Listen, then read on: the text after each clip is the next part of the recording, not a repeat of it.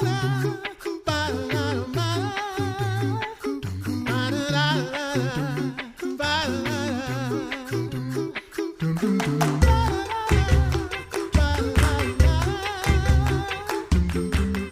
listening to The Coffee Hour. I'm Andy Bates. I'm Sarah Gulseth. We have some great events to share with you, and one is music. Yes. Right here in the St. Louis area, and excited to share that with you today. Thanks to Concordia University, Wisconsin for supporting The Coffee Hour. Find out more about Concordia University, Wisconsin at cuw.edu. Live uncommon. This is, I almost feel kind of, I feel like Sarah should introduce this, because this is just, this is my thing. Yes, this is your thing. So I feel like I should let you introduce our guest. That's kind of special for you, isn't it? It is. We get to talk with Dr. Charles Brown today, although you're the one that wrote down his title and I didn't in my show notes. Professor of Music and Director of Choral Activities at Concordia University Chicago, and director of the Kapelle, which is part of the wonderful experience that I got to enjoy when I was at Concordia University Chicago. So we get to talk about an upcoming concert that the Kapelle is presenting during Music at St. Paul's, at St. Paul's de Pere. Thank you, Dr. Brown, for joining us today on the Coffee Hour. Oh, thank you for having me. It's just a joy to be back on the air with you again. So tell us about the musicians that make up the Kapelle choir. Well, the students this year, should we go with the general pre-zombie apocalypse or post-zombie apocalypse?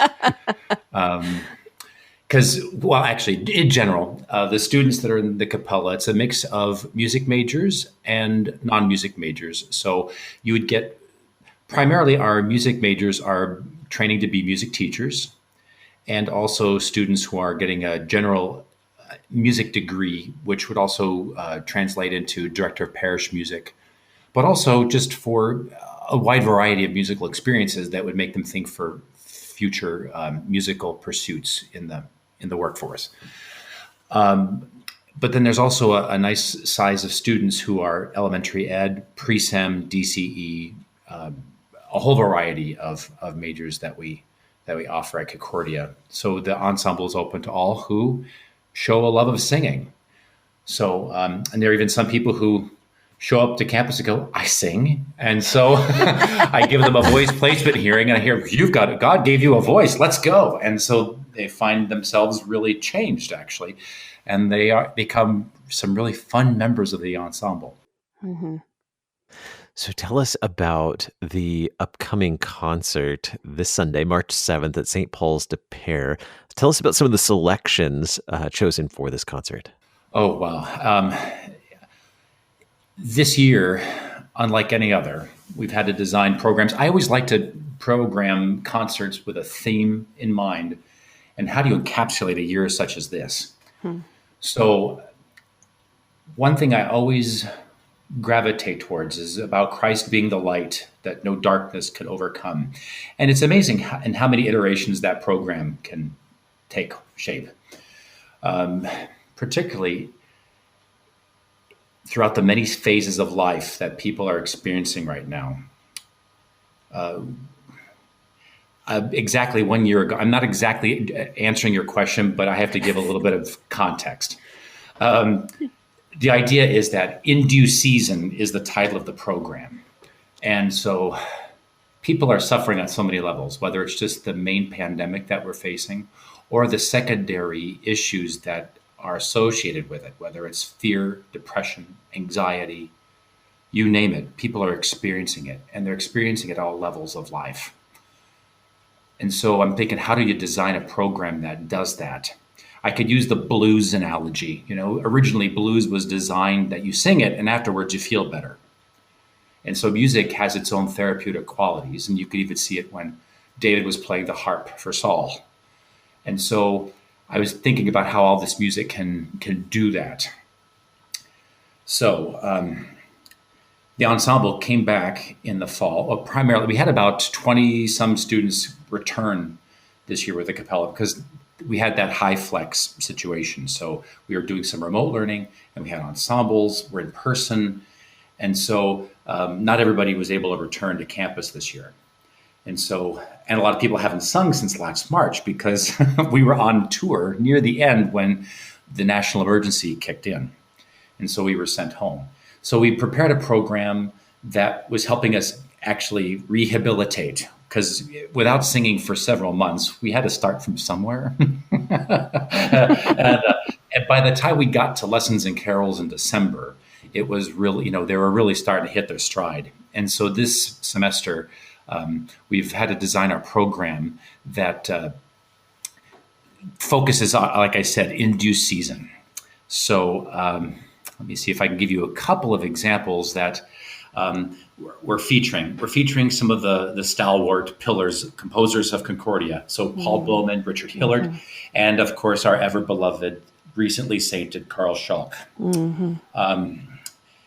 We're featuring the 4 choruses from the Song of Solomon of his, and it's just quintessential Schalk writing. And we're also programming or designing this program in seasons of life, because all of us are different seasons. Those who come to the concerts, we're going to have probably toddlers in the concert audience as well as the elderly, and so all of us are grappling with this time in different ways.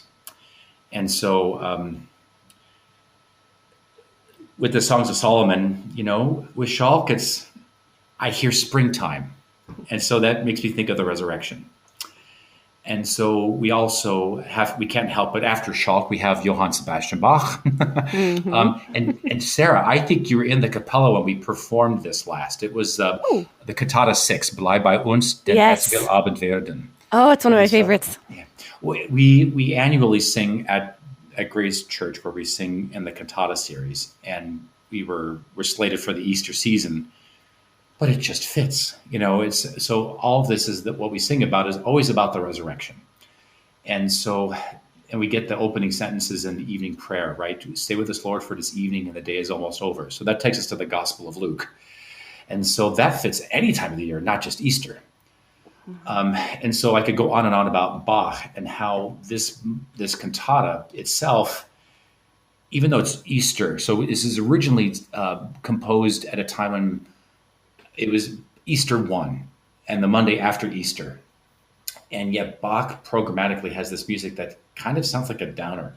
Actually, we should be in the middle of this Easter celebration. But then if Bach really got it, he's in the place of the disciples right after the resurrection. Here's Jesus doing exactly what he said he was doing. And now they see him resurrected. Now the sun's going down. Now what? And Bach does this middle section. There are 3 motives where everybody's saying, Bleib bei uns, and there's this emphatic request of the disciples. But then the evening is advancing and the day is almost over, and Bach works all this way contrapuntally. That just sounds like one big thorny mess that's our lives right now. And then at the end of the section, that we're all in unison, and that's very rare for Bach, to sing something in unison that's actually saying, remain with us. And if I were to say that's pretty much a due season, we're always asking for Jesus to remain with us so that we remain in him. And so that's pretty much, if I were to sum up our program in a long-winded way, that would be it. So much good music, so many good Lutheran composers, so many memories of all of these composers and singing with the Kapelle. How has the last year brought about a different perspective of our ability and an opportunity to sing sacred music? Well, I think it definitely reinforces or emboldens our mission to say that, well, this time is definitely saying we're hurting, and how do we deal with it? I never thought that I could actually be told that singing is dangerous and we're following the science, and you think about what we have to do for safety protocols. So the way in which we sing has drastically been altered.